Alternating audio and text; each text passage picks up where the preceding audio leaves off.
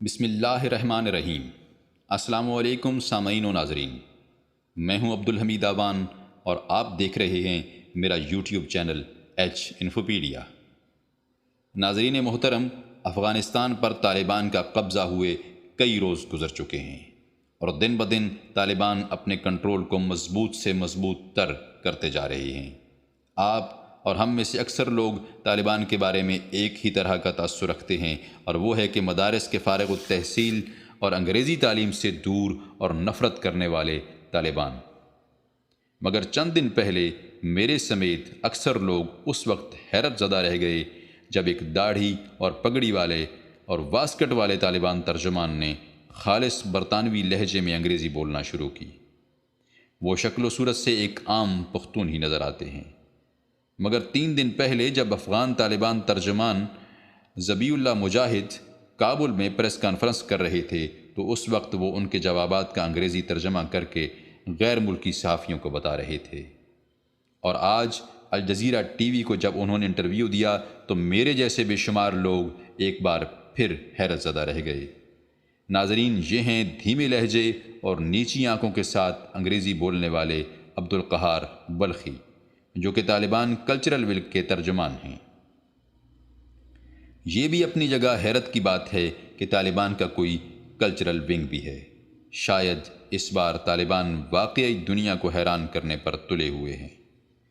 عبدالقہار بلخی نے اس انٹرویو میں کہا کہ سیاسی حکومت کے ساتھ ساتھ اس پر بھی بات ہو رہی ہے کہ ملک کا دارالحکومت کابل ہی رہے گا یا پھر طالبان گروپ کی جائے پیدائش قندھار کو دارالحکومت کا درجہ دیا جائے گا۔ ان خیالات کا اظہار انہوں نے اتوار کو الجزیرہ ٹی وی کو دیے جانے والے اپنے انٹرویو میں کیا ہے۔ انہوں نے سیاسی حکومت کے حوالے سے کہا ہے کہ صلاح مشورے جاری ہیں اور بلا شبہ اس نظام میں تمام فریق شامل ہوں گے۔ ان کے مطابق ہم بات چیت کر رہے ہیں اور ہمارے درمیان تعلق قائم ہے۔ سیکیورٹی انتظامات کے معاملے میں امریکیوں کے ساتھ تعلقات قائم ہیں، بیرونی چوکیاں ہمارے زیر انتظام ہیں اور داخلی چوکیوں کا کنٹرول امریکہ کی فورسز کے پاس ہے، اور وہ ایک دوسرے کے ساتھ مسلسل رابطے میں ہیں۔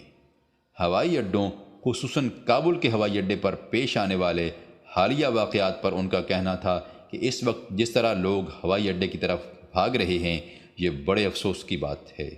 میرا خیال ہے کہ صورتحال کہیں بہتر ہونی چاہیے تھی، کیونکہ ہم نے ہر کسی کے لیے عام معافی کا اعلان کیا ہے، سیکیورٹی فورسز کے لیے اعلیٰ سے نچلی سطح تک، اور خوف اور ہیجان کی جو فضا پیدا ہوئی ہے یہ بے بنیاد ہے۔ عبدالقہار بلخی کا کہنا ہے کہ صورتحال اتنی تیزی سے تبدیل ہوئی کہ تمام لوگ حیران رہ گئے۔ جب ہم کابل میں داخل ہوئے تو اس کی پیشگی منصوبہ بندی نہیں کی گئی تھی، کیونکہ ہم نے ابتدائی طور پر اعلان کیا تھا کہ ہم کابل میں داخل نہیں ہونا چاہتے۔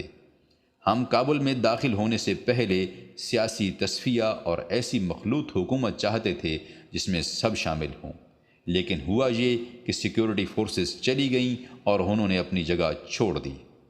ہم اپنی فورسز کو یہ کہنے پر مجبور ہو گئے کہ وہ کابل میں داخل ہو جائیں۔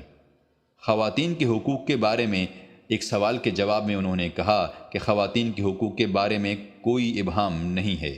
نہ صرف خواتین بلکہ مرد حضرات اور بچوں کے حقوق کے بارے میں بھی کوئی ابہام نہیں ہے۔ اس وقت ہمیں ایسی صورتحال کا سامنا ہے جس کے حوالے سے امید ہے کہ صلاح مشورے کے دوران وضاحت ہو جائے گی کہ یہ حقوق کیا ہیں۔ انہوں نے بتایا کہ ہماری اولین ترجیح اپنی صفوں میں نظم و ضبط ہے اور دوسروں پر قانون نافذ کرنا نہیں، بلکہ قانون کو پہلے اپنے اوپر نافذ کرنا اور اس کے بعد باقی معاشرے کے لیے مثال پیش کرنا اولین ترجیح ہے۔ ان کے مطابق سب سے پہلے ہماری اور ہمارے ارکان کی باری ہے، اور اگر وہ کسی کارروائی میں ملوث پائے گئے تو سب سے پہلے ان کے خلاف قانونی کارروائی کی جائے گی۔ عبدالقہار بلخی کا کہنا ہے کہ وہ نہیں سمجھتے کہ لوگ طالبان کو دہشت گرد خیال کرتے ہیں۔ ان کے مطابق دہشت گردی کے خلاف جنگ محض ایک امریکی اصطلاح تھی جسے امریکہ نے تراشا، اور جو لوگ مطابقت نہیں رکھتے تھے انہیں دہشت گرد قرار دے دیا گیا۔ ناظرین، اس انٹرویو کا مکمل متن دیکھنے کے لیے اور اس انٹرویو کی ویڈیو دیکھنے کے لیے نیچے ڈسکرپشن میں دیے گئے لنک پر کلک کیجیے۔ اور اگر آپ کو ہماری یہ ویڈیو پسند آئی ہو تو ہمارے چینل کو سبسکرائب کیجئے، ہماری ویڈیو کو لائک کیجئے اور شیئر کیجئے تاکہ ہم آپ کے لیے اس طرح کی مزید ویڈیو لاتے رہیں۔